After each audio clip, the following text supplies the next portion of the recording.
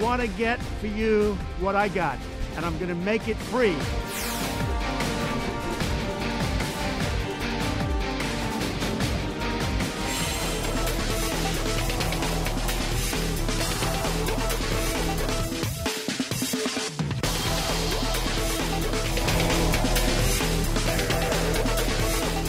코로나19로 아주 힘든 이 시기에 우리 의대생이 국가고시 문제로 인해서 국민 여러분께 심려를 끼쳐드린 점에 대해서 깊이 송구합니다.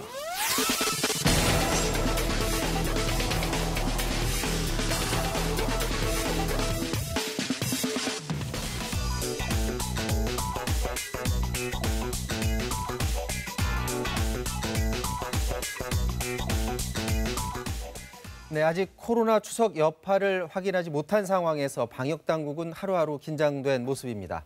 자세한 소식 최영일 시사평론가 양지열 변호사와 알아봅니다. 안녕하십니까? 안녕하세요. 네, 안녕하세요. 먼저 코로나 상황부터 보면 신규 확진자가 69명, 다시 어제보다 또 줄었어요. 오르락내리락해요. 세 자릿수에서 두 자리 세 자리로 왔다 갔다 하는 그런 상황인데 어제 같은 경우 말씀하신 것처럼 69명 중에서 국내 발생은 60명입니다. 네. 그중에 이제 서울이 19명이고 경기가 22명이라서 아직까지는 수도권이 굉장히 많은 상황이고요. 네. 언제 또 어디서 지역 감염 같은 것이 있을지 모르는 상황이 계속해서 이어지고 있는 거죠.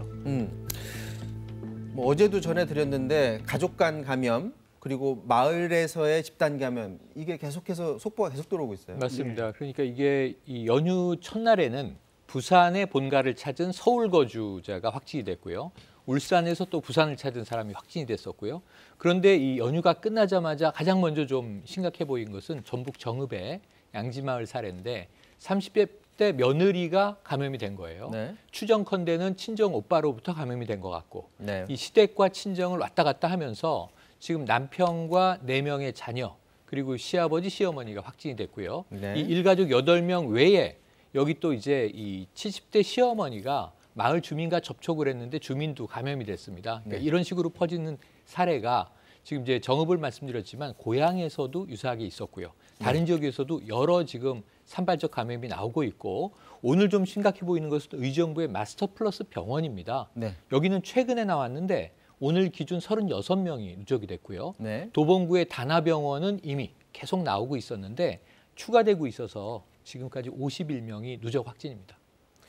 지금 그 감염 소식 중에 좀 눈에 띄는 게 보이는데 부산에서는 집으로 간호사가 방문을 했는데 네. 근데 이 간호사가 또 나이가 많은가 보죠? 맞습니다. 근데 거기서 감염이 이루어졌어요. 네, 3명의 감염이 나왔어요. 그러니까 이게 이 간호사가 가정을 방문해서 투약 주사를 한 게 셋.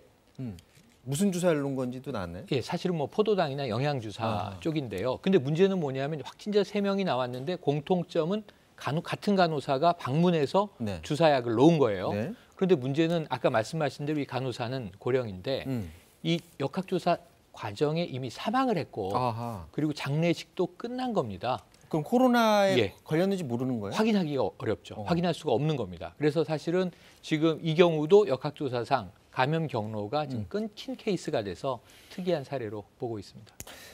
저희가 그 5월에 이태원 클럽발 집단 감염이 있었잖아요. 그때 이제 초기에 어떤 인천에 있던 학원 강사인가요? 본인이 그 동선을 숨기고서 돌아다니면서 많이 확진 판정을 받았었는데 선고가 나왔다면서요? 오늘 오후에 인천지방법원에 선고가 나왔고요. 말씀하신 것처럼 그때 당시 24살 학원 강사였는데 본인이 이 확진을 받고 나서도 사흘 동안 동선을 공개를 안 했던 겁니다. 그리고 그렇죠. 직업도 속였어요. 많이들 기억하고 있을 거예요. 네, 그때 그래서 당시를. 이 자신이 가르치던 고등학생을 비롯해서 80여 명이 이 사람으로 비롯된 N차 감염까지 포함을 해서 80여 명이 코로나19에 확진이 됐었고 네. 여기에 대해서 감염법 예방법 위반 혐의로 법원에서 징역 6개월 실형을 선고를 했습니다. 그러면 거짓말을 했다라는 걸로 법정 구속이 된 거죠. 구속된 상태인 그러니까 다른 어떤 범죄 경력, 흔히 이제 전과라고 하는 부분도 없는 상황인데도 불구하고 또 아시겠지만 대부분의 이제 6개월 정도 단기형 같은 경우에는 실형 선고하는 경우가 거의 없거든요. 네. 그럼에도 불구하고 지역사회 경제에 미친 영향이라든가 주변 사람들이 가졌던 공포심 같은 것들을 고려했을 때 법원 입장에서도 굉장히 상징적인 처벌을 한 것으로 그렇게 보입니다. 이제 앞으로 향후 이제 확진자가 나오게 되면 이런 소식이 좀 잘 좀 전달이 됐으면 좋겠어요. 자기 동선 숨기고 하는 네. 것들을 사전에 네. 막을 수가 있으니까. 자, 방역 당국이 이번 주 중에 그 거리두기 2단계를 과연 풀지 말지 결정을 한다고 했는데 지금 100명 아래로 내려갔다가 또 올라갔다 지금 상황이 좀 애매한 상황인데요. 미리 결정하기가 좀 어려워 보여요. 왜냐하면 이 코로나19 그 잠복기가 길게 2주까지 가지 않습니까? 그러니까 네. 추석 연휴가 끝났는데 지난 주말까지 해서 네. 그렇더라도 지금까지 아직까지는 본인이 이 감염이 됐다고 해도 알지 못해서 검사도 못 받은 사람도 있을 수 있죠. 충분히. 네. 그리고 말씀하신 것처럼 어제 103자릿수, 오늘은 또 2자릿수, 내일 어떻게 될지 모르는 상황이니까 보통은 금요일 정도면은 결정을 했었는데 이번에는 일요일 오후까지 지켜보고 최종적으로 결정을 할 그럴 예정이라고 합니다. 네.